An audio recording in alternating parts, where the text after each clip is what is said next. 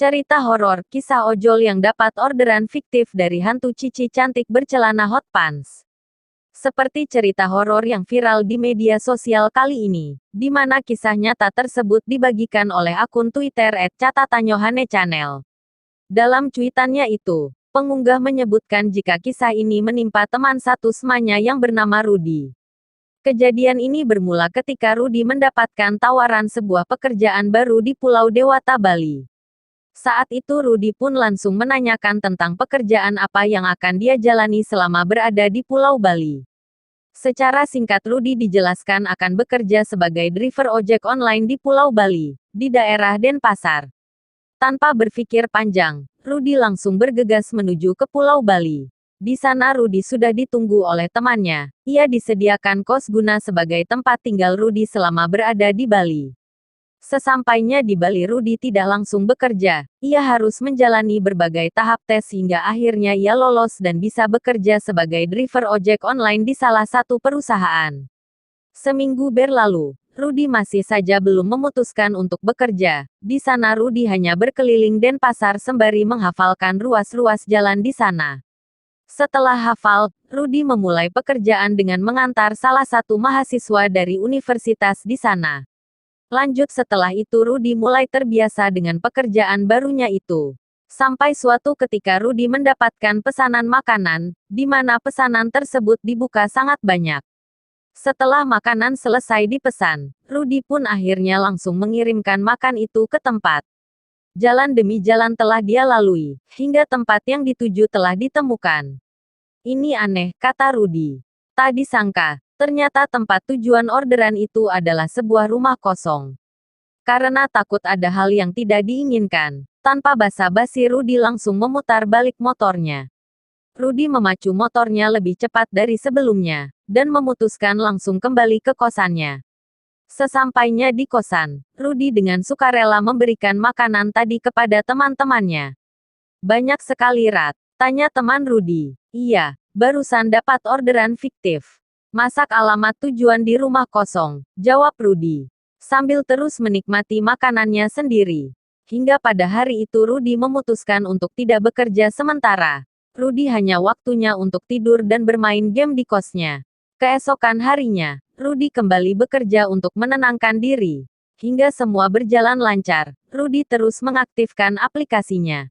Saat azan maghrib tiba dia mendapatkan pesanan makanan lagi. Tanpa berpikir lama-lama, Rudy langsung menerima pesanan tersebut, dan menyambut menuju ke restoran yang dituju. Setelah makanan selesai dibuat, Rudy pun berangkat ke tempat tujuan yang dimana ia harus masuk ke daerah perumahan elite. Di perumahan tersebut banyak rumah yang berukuran besar dan megah. Sebelum masuk Rudy meminta izin terlebih dahulu kepada petugas keamanan setempat. Pak, izin minta mau mengantarkan makanan di sana, kata Rudy. Baik mas, sama langsung saja di sana, jawab bapak security-nya. Rudy pun langsung berangkat ke sana. Alamat tujuan sudah ketemu, Rudy turun dari sepedanya.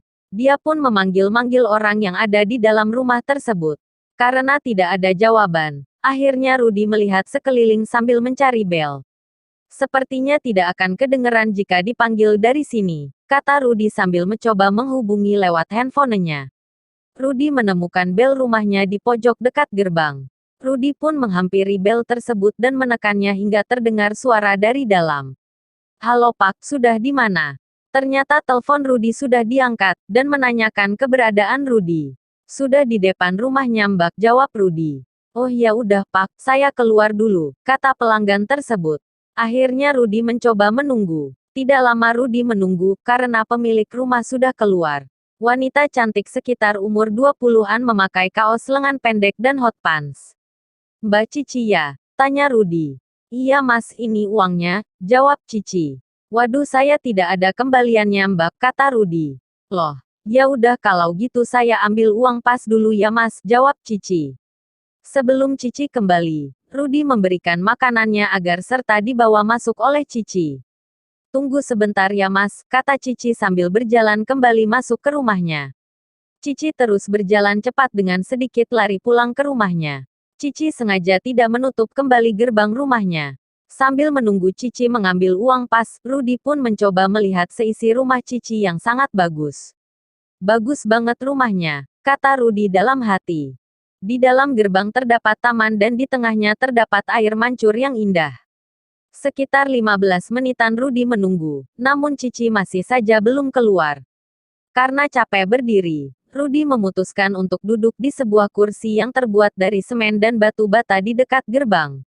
Lama Rudy menunggu hampir sudah sekitar 30 menit, hingga akhirnya Rudy memutuskan untuk memanggil Cici dari luar gerbangnya. Kalau dipikir pakai logika, Rudy sangat percuma memanggil Cicinya, karena kan jaraknya emang jauh dari gerbang depan ke pintu rumah Cici. Entah mengapa si Rudy ini lupa jika di situ ada bel rumahnya. Saat Rudy memanggil-manggil si Cici, tiba-tiba dia dikagetkan oleh security yang menepuk pundaknya. "Mas ngapain manggil-manggil orang di dalam sana?" tanya Pak Security. Sambil menoleh ke arah Pak Security tadi, Rudy menjawab, "Mbak Cici pesan makanan lewat ojol Pak." "Sebentar Mas, sini dulu," kata Pak Security itu. Akhirnya Rudy berjalan 1-2 langkah dan berada tepat di samping Pak Security tadi. Mereka semua membelakangi rumah itu. Lalu Pak Security tadi berbisik kepada Rudy. "Rumah ini sudah lama kosong Mas," kata Pak Security. "Mana mungkin Pak," jawab Rudy yang tidak percaya dengan perkataan Pak Security itu. "Iya, pemilik rumah ini meninggal dunia, lalu keluarganya pindah.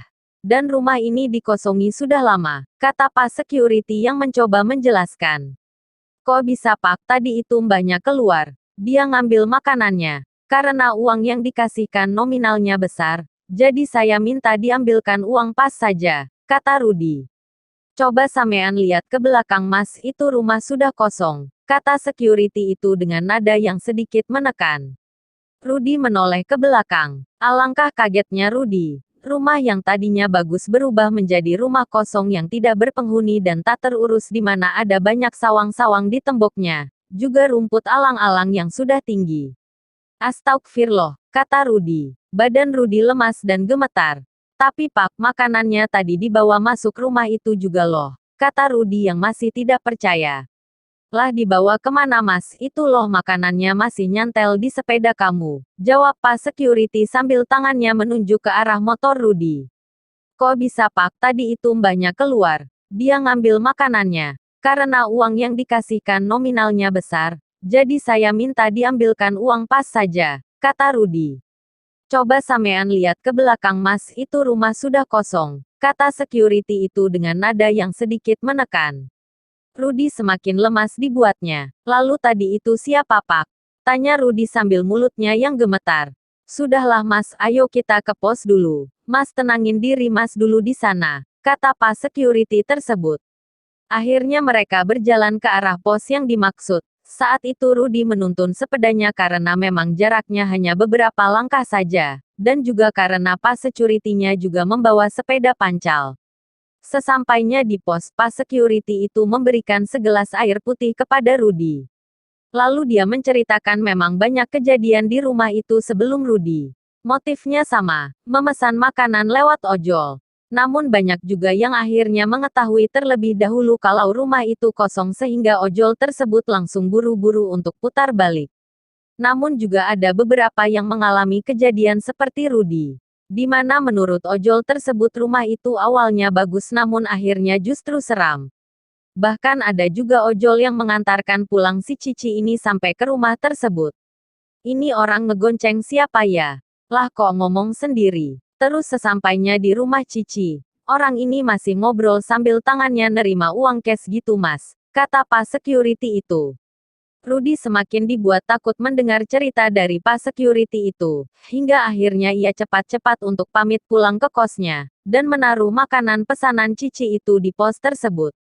"Ini buat Bapak sama temannya aja," kata Rudy sambil memberikan makanan hasil dari pesanannya si Cici. Setelah berpamitan, Rudy bergegas pulang ke kosnya dan menceritakan kejadian tadi ke teman satu kosnya. Sejak kejadian itu, Rudy pun memutuskan untuk menonaktifkan aplikasi driver ojolnya di malam hari. "Wah, serem juga ya. Kamu atau temanmu pernah mengalami hal seperti ini?"